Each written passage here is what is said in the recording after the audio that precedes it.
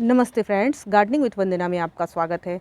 दिसंबर के महीने में गुलाब में कैसे अच्छे से फ्लावरिंग ले सकते हैं, उसके बारे में ही आज बात करूंगी। तो सबसे पहले तो बहुत बेस्ट टाइम है और इस समय आप अपने यहाँ के जो गुलाब के पौधे हैं उसमें वैरायटी बढ़ा सकते हैं। और ये देखिए कितनी प्यारी सी कलियाँ और कितने सुंदर स्ट्राइप रोज हैं ये, और एक साथ बंच में खिल रहे हैं। तो इनका राज क्या है, फर्टिलाइज़र क्या देती हूँ, फंजीसाइड इंसेक्टिसाइड क्या देती हूँ, आज पूरी डिटेल होगी।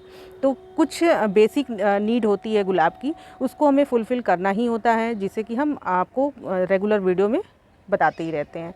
तो सबसे पहले तो दिसंबर का जो महीना है वो पहले ऐसा होता था कि खूब फॉग हो रही है, खूब ठंडक आ जाती है, पर ऐसा इस बार नहीं है। पिछली बार भी थोड़ा कम ही था, लेकिन इस बार तो और भी कम दिख रहा है। ठंडक थोड़ी आगे जैसे लगता है बढ़ गई है, क्योंकि अभी तक हमारे यहाँ कोई भी ओस नहीं पड़ रही है। ओस इन प्लांट्स के लिए बहुत ही अच्छी होती है। जो विंटर प्लांट्स होते हैं उसमें ओस जो पड़ती है वो उसका बड़ा महत्व होता है। तो जब रातें लंबी होती हैं और दिन का टेम्परेचर थोड़ा डाउन हो जाता है और धूप रहती है, उसमें क्या है कि जो विंटर प्लांट्स हैं, गुलाब भी परमानेंट प्लांट है, लेकिन विंटर में ही इसमें अच्छी फ्लावरिंग देखी जाती है। तो विंटर में इसका जो परफॉर्मेंस है वो बहुत अच्छा हो जाता है। पर इस बार आप देखेंगे तो बिल्कुल भी कोई ठंड नहीं है। सुबह शाम की बस ठंडक रहती है, दिन में अच्छी खासी धूप होती है। और देखिए मैं इस समय धूप में ही वीडियो बना रही हूँ और पूरी अच्छी खासी गर्मी है। आपको कोई विंटर के कपड़े पहनने की ज़रूरत नहीं होती है। तो थोड़ा सा दिसंबर के महीने में इस तरह का होना थोड़ा जैसे ये लग रहा है कि आगे विंटर बढ़ गया है। तो भी हमें जो अपनी टेक केयर है गुलाब की वो करनी है। फ्लावरिंग अच्छे से हो रही है।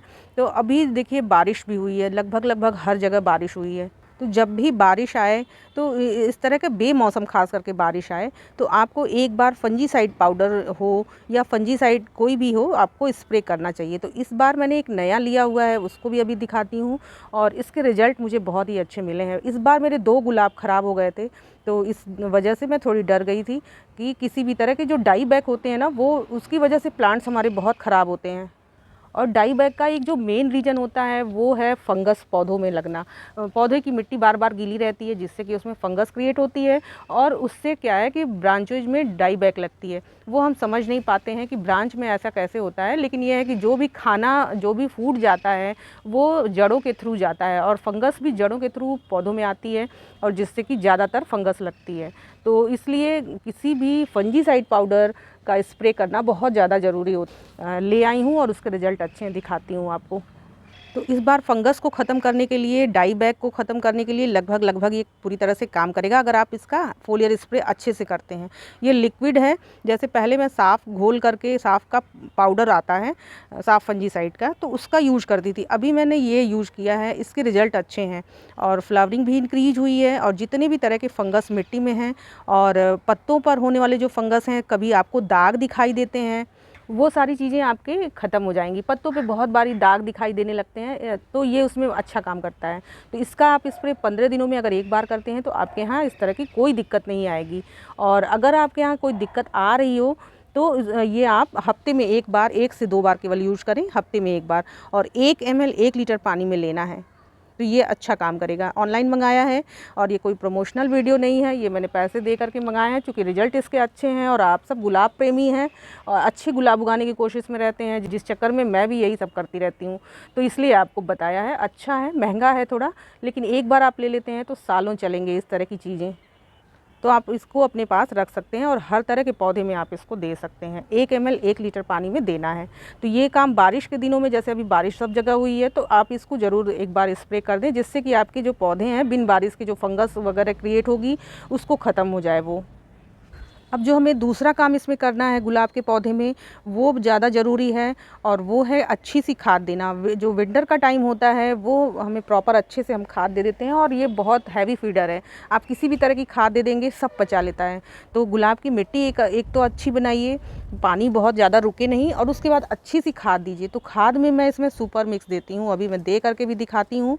तो वो सॉलिड खाद है, तो उसको मिट्टी में देना है, और इसके अलावा एक लिक्विड खाद भी है जिसको देना है। ये दोनों का कॉम्बिनेशन अगर आप अच्छे से बना लेते हैं और प्रॉपर टाइम टू टाइम देते हैं, तो जो आपके छोटे गुलाब के पौधे हैं उसमें तो रिज़ल्ट अमेजिंग है, और बड़े जो पौधे हैं उसमें फ्लावरिंग बहुत इंक्रीज होगी। और छोटे पौधे जो रहते हैं वो, उनकी बढ़वार बहुत तेज़ी से होगी, और आप 1 साल में ही देखेंगे कि इतने बड़े बड़े से पौधे ये हो चुके हैं। आपको अगर दूर से दिखाऊं तो देखिए कितने बड़े पौधे हैं, कितनी फ्लावरिंग है, केवल 1 साल के पौधे हैं। तो ये देखिए फ्रेंड, ये है सुपर मिक्स, इस तरह का कुछ है। ये कई खादों का मिश्रण है। इसको मैंने कैसे बनाया है इस पे वीडियो दी हुई है एक अलग से। इसमें बहुत तरह की ऑर्गेनिक खादें भी हैं और बहुत सारी केमिकल खाद भी हैं, सबका कॉम्बिनेशन है। और ये इतना बेस्ट कॉम्बिनेशन है, इस पर मेरा भरोसा बहुत ज़्यादा बढ़ गया है। जब मैं शुरुआत में इसको यूज़ करती थी तो शायद मुझे इतना भरोसा नहीं था, लेकिन जैसे जैसे मैं इसको यूज़ कर रही हूँ, लगातार लगभग 1 साल से मैं यूज़ कर रही हूँ, लेकिन इसके इतने अमेजिंग रिज़ल्ट हैं कि मैं बता नहीं सकती। तो ये फर्टिलाइज़र एक बेस्ट कॉम्बिनेशन है कि आपको जो आपके गुलाब हैं उसमें इतनी फ्लावरिंग और इतनी हर चीज़ें इंक्रीज कर देगा कि पत्ते वगैरह भी बहुत अच्छे आते हैं और जो फ्लावरिंग है वो बहुत अच्छी होती है। तो ये इस तरह से, अब इसे देना कैसे है अब इसको दिखाती हूँ। तो बस हल्की सी आप हफ्ते में 1 बार ये इसको देना है। ये विंटर के टाइम में, बहुत ज़्यादा गर्मियों में इसको नहीं देना है। जब आपको फ्लावरिंग लेनी हो और विंटर के टाइम में तो इसको लगातार दीजिए। और जो छोटे प्लांट हैं इसमें तो इसके रिज़ल्ट बहुत ही अच्छे हैं। तो एक अच्छी सी गुड़ाई कर लेते हैं और अब देने के लिए इसको सिर्फ 1 चम्मच देना है, ज़्यादा नहीं देना है। इस तरह से केवल ये लगभग 1 चम्मच के करीब है और बस इसको ऐसे किनारे किनारे छिड़क देना है और पानी दे देना है। तो केवल इतना ही कर देने से आपके जो गुलाब के फूल हैं वो बहुत ही अच्छे कलर के भी आएंगे, उनका साइज़ इंक्रीज होगा, पत्ते अच्छे होंगे, ओवरऑल जो ग्रोथ का आप कह लीजिए गुलाब की वो बहुत अच्छी होगी। और इसके अलावा आप पीछे भी देखिए, बहुत सुंदर सुंदर से गुलाब अभी खिले हुए हैं। तो सारी चीज़ों को वीडियो में, एक 10 मिनट की वीडियो में कवर कर पाना बहुत मुश्किल है, लेकिन गुलाब में अच्छी फ्लावरिंग हो रही है इस समय। अब जो अगला फर्टिलाइज़र मैं देती हूँ इसमें वो ये है सरसों खली का लिक्विड फर्टिलाइज़र। कुछ इस तरह का आपको दिखाई देगा।